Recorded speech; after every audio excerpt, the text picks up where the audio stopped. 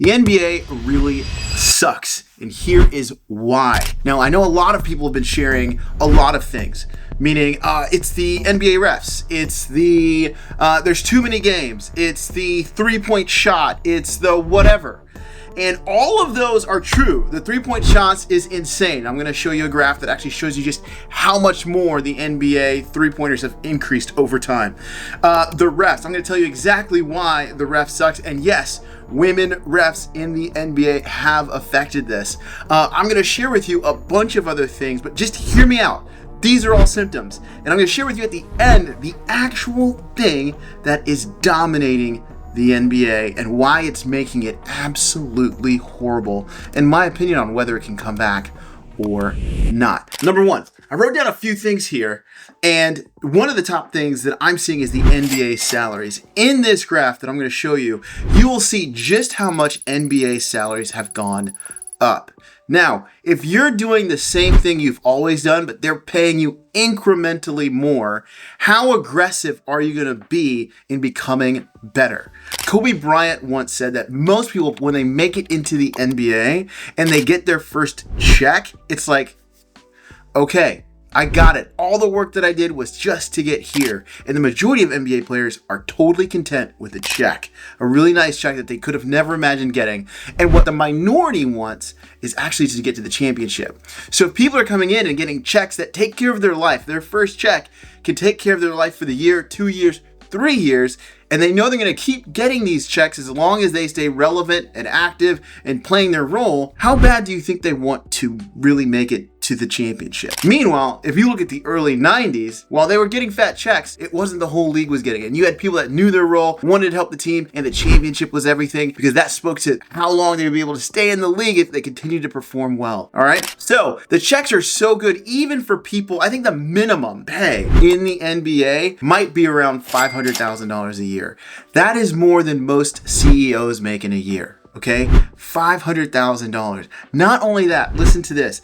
The NBA has more guaranteed checks than the NFL. And the NFL makes incrementally more money than the NBA. Now, these players are making more money guaranteed. There are no incentives where the NFL is filled with incentives. I mean, if you get this many sacks or you get this many yards, then you'll get another check. Or if you get these many catches, you'll get this much. None of the NBA. You have guaranteed money. It is insane. Nice.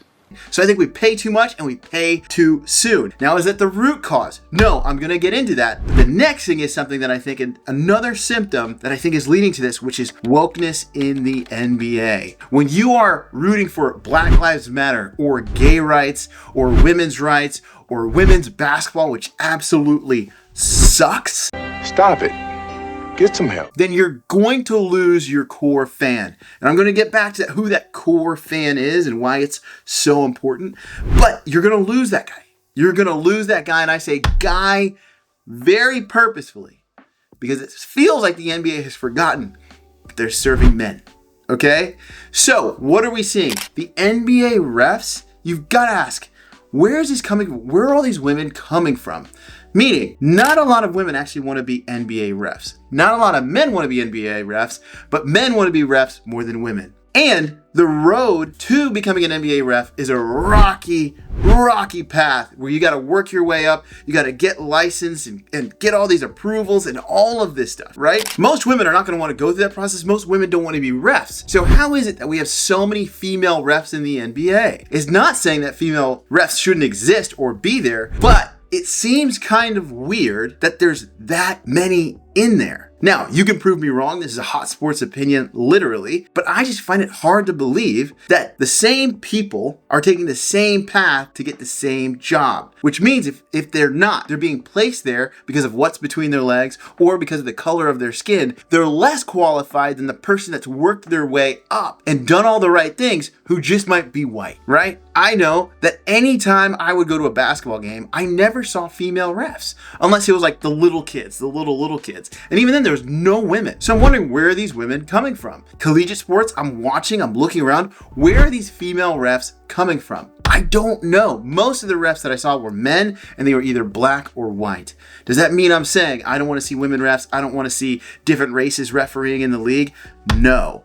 And I'm going to tell you this, there's a reason for it.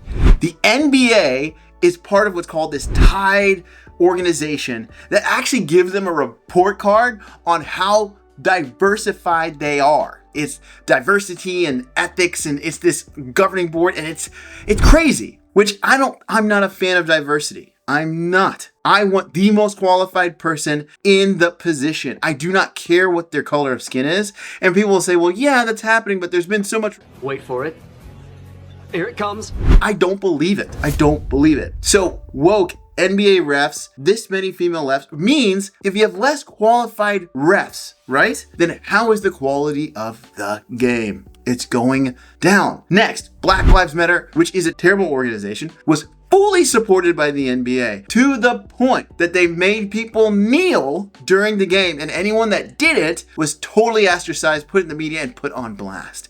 All right. So there's an organization that you have to support that has nothing to do with sports, but everyone's supporting it. And you've got some NBA players that are full on woke and others that aren't. But again, remember, who is watching the game? If you know this, NBA viewership is tanking. It is absolutely tanking. And I'm getting all the way through this list. Now, here's the other thing, the quality of the game. I don't know if you've been watching the game. Yes, there's a lot of threes, but I want you to now just watch the highlights of an NBA game and look at how many people are complaining. All right, take a look. How many people are complaining? Players, after every shot, after every layup, after every field goal, after every single shot, some kid is complaining. And I say kid because a lot of these guys are young. They're all complaining about every single thing. Look at them. They're always going, come on, what's going on? They've gotten soft. The NBA is soft. Look at the bad boys, the Detroit Pistons. Look at the Chicago Bulls. Look at the fists that were flying in NBA games, and refs just separate them. They didn't send them out unless it was a full-on brawl. Look at the malice in the palace. I mean, there was a time, for those of you that are 20 years old or younger, there was a time in the NBA where there were athletes aggressively going after the rim, dunking the ball. And that leads to the next thing. Every NBA team, every single NBA team was different. They were unique. They had players, they had strategies. There was a way in which they played the game, right? You could say, oh yeah, the Atlanta Hawks, they play in a certain way. The Chicago Bulls, they have this. The bad boys of Detroit, they play like this. It was like this unique thing. So fans fell in love with the way that their team played in their city, and they're like, yes, we're like this. I mean, when you got Detroit, the bad boys of Detroit, and they're representing all these blue collar workers, and they're coming in and they're working hard and they're beating people up, people felt a certain way, and they wanted to pay to come to those games, and they wanted to watch the games. And when those NBA on NBC and that sound and that logo showed up, you went nuts. I cannot tell you what it was like sitting at home, and we couldn't TiVo it or anything, and the Chicago Bulls are playing with their Phil is coaching them, and it's with the triangle offense, and you're just going, oh, this is the best. That doesn't exist anymore. What is this style of play for the Minnesota Timberwolves? What is this style of play for Milwaukee Bucks? What is this style of play for the Chicago Bulls? What is this style of play for Detroit Pistons? They're all the same. Almost every team is the same. There's no differentiation from team to team to team. You got some teams that are a little bit more aggressive, got a little bit more flair, but nothing like the way it used to be.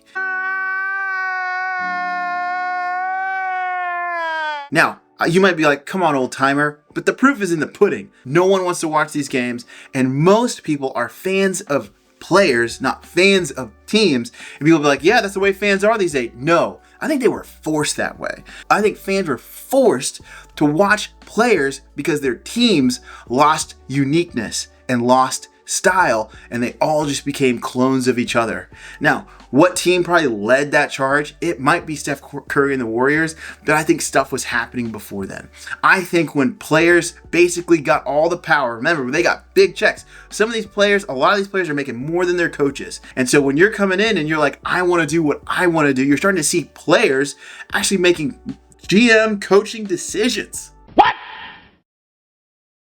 Because they're getting paid so much, and so they have more pool. They have more pool in the team, and they're starting to make decisions, and they're starting to leave. They're starting to say, hey, I want to play with those guys over there who are my friends from AAU or wherever, and I'm going to go play with them, and we'll win a championship that way.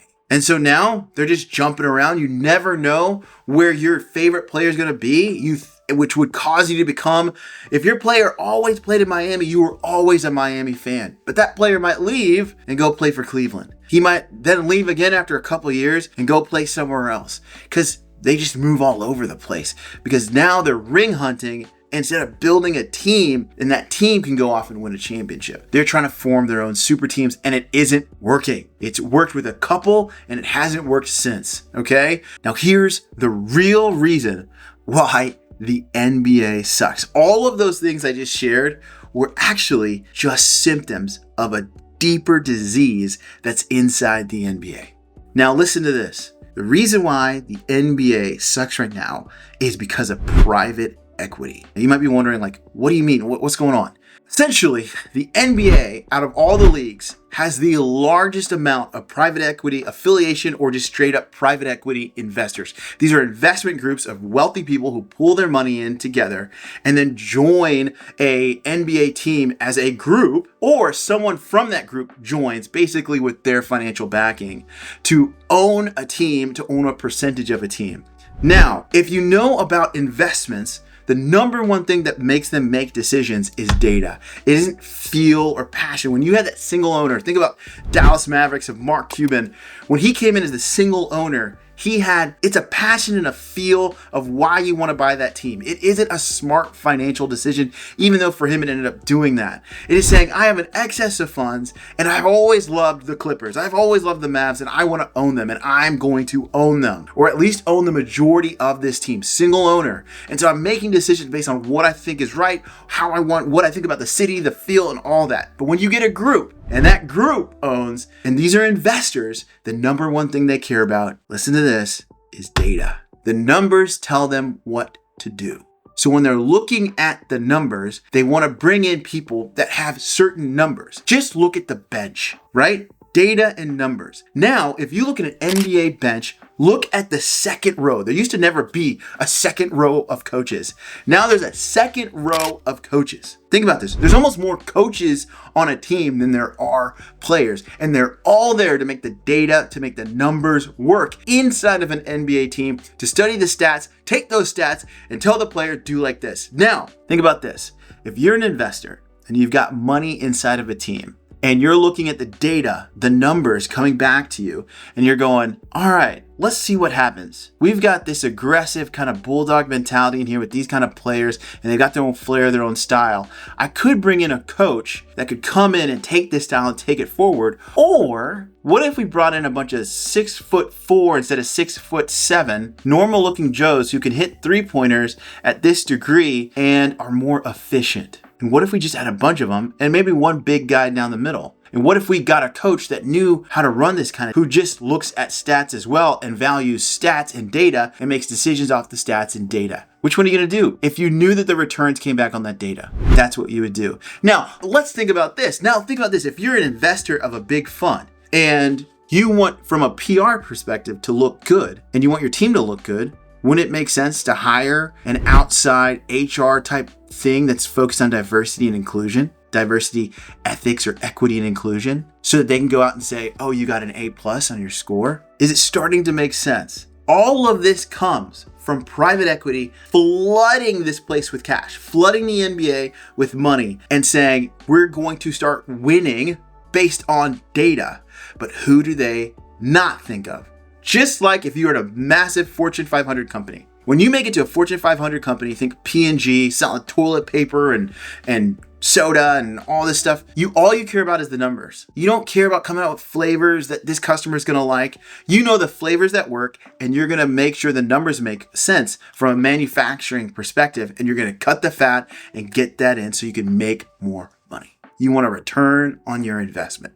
But here's the deal. The NBA was built off of one person. The 25 to 55-year-old man who's going to drink a few beers, sit down at a bar in their sofa, turn on the TV, watch the game, and for just an hour and a half, forget about all the troubles of family, all the troubles of work, all that stuff, and he's going to have an hour and a half of bliss a couple times a week. And a few times a year, he's going to save up his money, and he's going to take his 2 kids to an NBA game and have the time of his life with his family to experience something special. And they're going to remember that, and he's going to make his kids fans and their kids fans. And it's going to be one of those things that they always have something to root for. When everything goes back, they can always go back to, hey, we're going to go to that Bulls game. We're going to go to that Bucks game. And they're going to remember my dad always took me there.